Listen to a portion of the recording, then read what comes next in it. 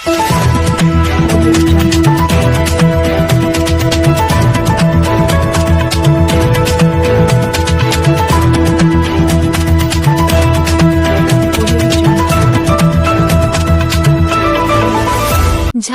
Coaching विधेयक से छात्र होंगे पलायन को मजबूर।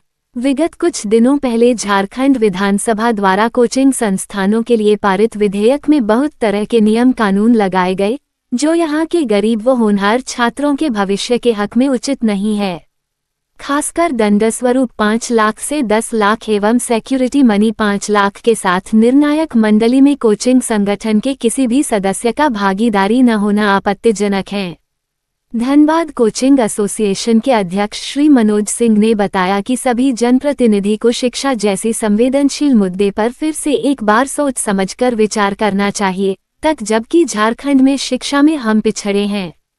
ऐसे में 90% से ज्यादा कोचिंग क्लास बंद हो जाएंगे, पढ़े लिखे हजारों लोग बेरोजगार हो जाएंगे, जबकि कोचिंग संस्थान जो जॉब क्रिएटर है और सरकार को हम टैक्स भी देते हैं। सचिव श्री विकास तिवारी ने कहा कि राज्य का राजस्व तो दूसरे राज्यों में जाएगा ही, क्योंकि यहाँ के छात्र छात्राएं प्रतियोगी तैयारी के लिए अन्यत्र जाने को मजबूर होंगे। ग्रामीण परिवेश के छात्रों के साथ ही राज्य के गरीब टैलेंटेड छात्रों का भविष्य कहीं न कहीं अंधेरे में गुम हो जाएगा। विनम्र आग्रह है कि सरकार कोचिंग संस्थानों को अलग नजरिए से न देखें, हमें भी राज्य के शिक्षा का अभिन्न अंग माने। जो विधेयक लाई गई है वो रोजी रोजगार के साथ ही कहीं न कहीं शिक्षा व्यवस्था को गलत तरीके से प्रभावित करेगी, क्योंकि पूरे देश में जैसे निकटवर्ती राज्य बिहार, उत्तर प्रदेश, राजस्थान, दिल्ली में भी ऐसे नियम नहीं हैं। बहुत सारे कोचिंग संस्थानों के शिक्षकगण के साथ गोल धनबाद के केंद्र निदेशक श्री संजय आनंद ने बताया कि कोचिंग विधेयक होना चाहिए, हम इस फैसले के विरुद्ध नहीं हैं। झारखंड के माननीय मुख्यमंत्री एवं जनप्रतिनिधि विजनरी हैं। ऐसा विश्वास है कि फैसला एक पक्षीय न होकर न्याय संगत करेंगे। पारित किया गया था और इस विधेयक को आनन फानन में पारित कर दिया गया है। न किसी संचालक से बात किया गया है, न किसी कोचिंग के प्रतिनिधि से बात किया गया है। और जो भी विधेयक लगा है, अन्य राज्यों के कंपैरिजन में ऐसा विधेयक ऑल ओवर इंडिया कहीं नहीं है जो झारखंड सरकार ने पास किया है। हम उस विधेयक को सुधार करने की मांग करते हैं। अगर सुधार नहीं होता है तो 90% से ऊपर जो संस्थान गरीब होनहार छात्रों को शिक्षा दे रहे हैं वो झारखंड से पलायन के लिए मजबूर होंगे। और झारखंड से जब पलायन होंगे तो झारखंड का राजस्व पर भी इफेक्ट पड़ेगा। और हम लोग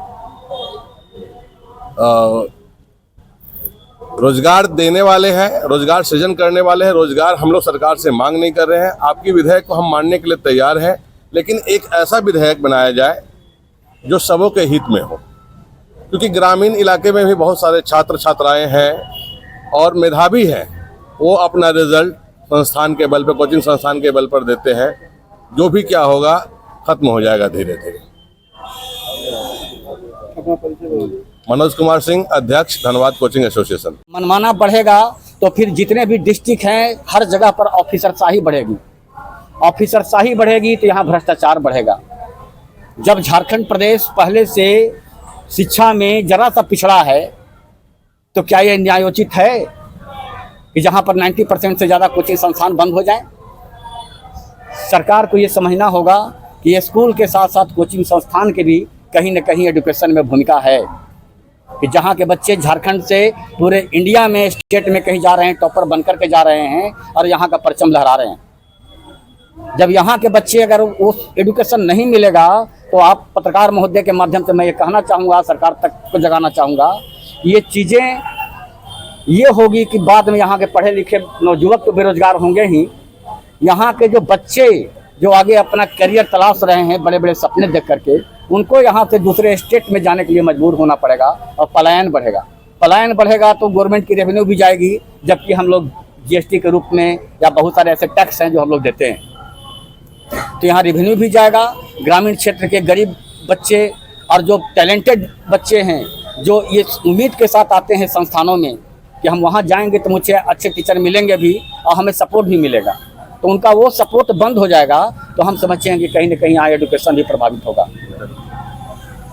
तो सरकार को इन बातों से हम अवगत कराना चाहते हैं। अगर कुछ और भी क्वेश्चन आपका है तो आप हमसे कर सकते हैं। धन्यवाद, थैंक यू सो मच। मैं संजय आनंद, गोल धनबाद, केंद्र निदेशक।